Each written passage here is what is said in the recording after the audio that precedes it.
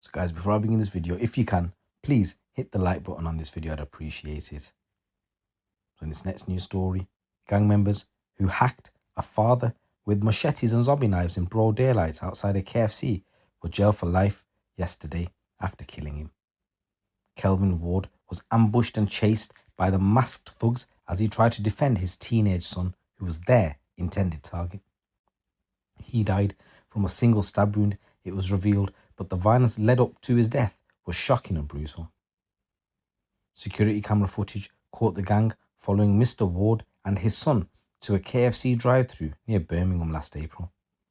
The pair were about to leave the fast food chain when the gang smashed a stolen Ford Kuga into their Vauxhall Corsa in the car park. Mr. Ward's son managed to drive off and then fled on foot. His father, meanwhile, jumped into the gang's Kuga and drove in the direction his son had just run off in. He aimed the vehicle at one of the gang, but missed and crashed into the railings on the side of the road. Two of the gang were then caught on CCTV attacking Mr. Ward in the middle of the road with knives. Emergency services rushed to the scene, but nothing could be done to save him despite the efforts of medics. Yesterday, two of his killers were sentenced to life imprisonment for murder.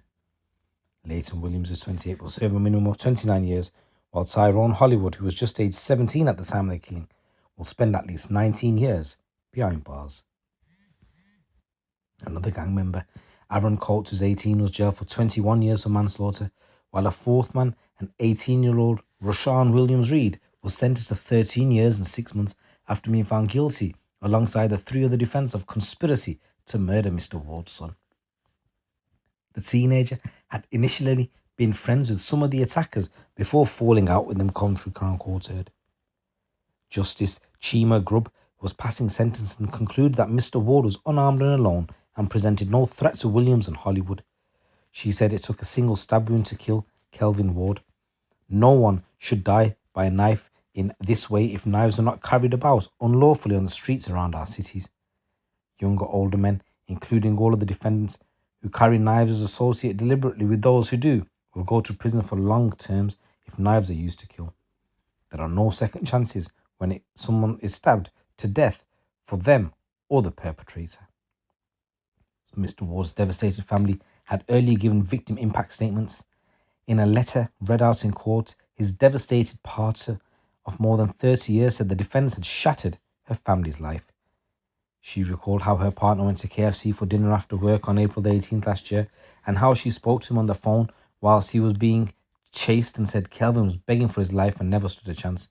She described Mr. Ward as the love of my life, fantastic partner, father, son, brother, and a friend to many.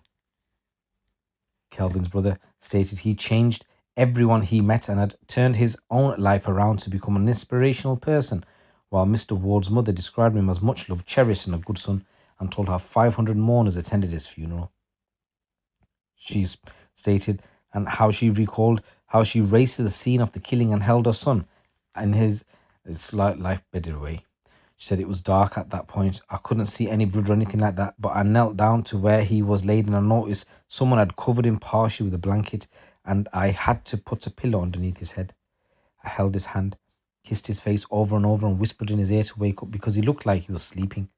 I was telling him, come on now, get up and stop making a scene, because I didn't want to believe he had gone.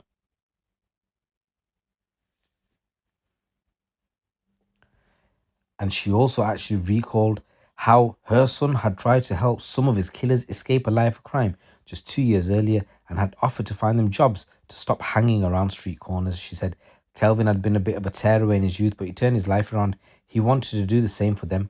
But how did they repay him? By butchering him in the street. So in mitigation for Hollywood, his defense argued he was not the prime mover in the attacks and decided to retaliate against Mr. Ward's son due to previous damage caused to Colt's home.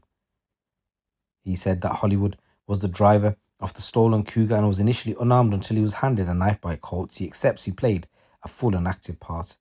So going into his background, he said that Hollywood was known to children's services and had been stabbed twice himself as a teenager.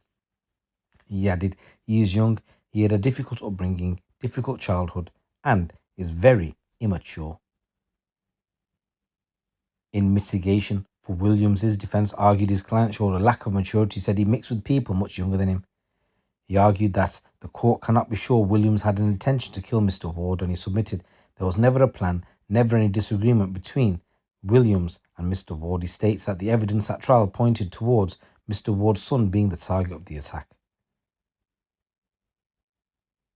The defense for Williams stated that his client should not be sentenced on the basis he is lucky to get away with, but on the basis that he was not convicted of the murder and manslaughter of Mr. Ward. He said he does accept it does not reflect well on Williams-Reid that he chose not to engage with the probation services, but he argues the true picture is that he is remorseful. He said he's not an evil boy, not a dangerous man. He got caught up in something and his family is shocked about it, and his family extend their sympathies and sorrows to the family of Mr. Ward, and his defense described him as a humble man. For Coates stated that he was inevitably immature. He said he is a young man of some potential. He is not unintelligent. Given assistance, he is open to change. He added that he has a loving and supportive family. So all of that was heard in court, and the sentences are as follows. So Hollywood was sentenced to life with a minimum term of 19 years. Williams sentenced to life with a minimum term of 29 years. Williams-Reid sentenced to 13 years and 6 months. And Coates sentenced to 21 years. And guys, in this next news story, a man who kicked and headbutted a police officer on a street in Burton has been jailed.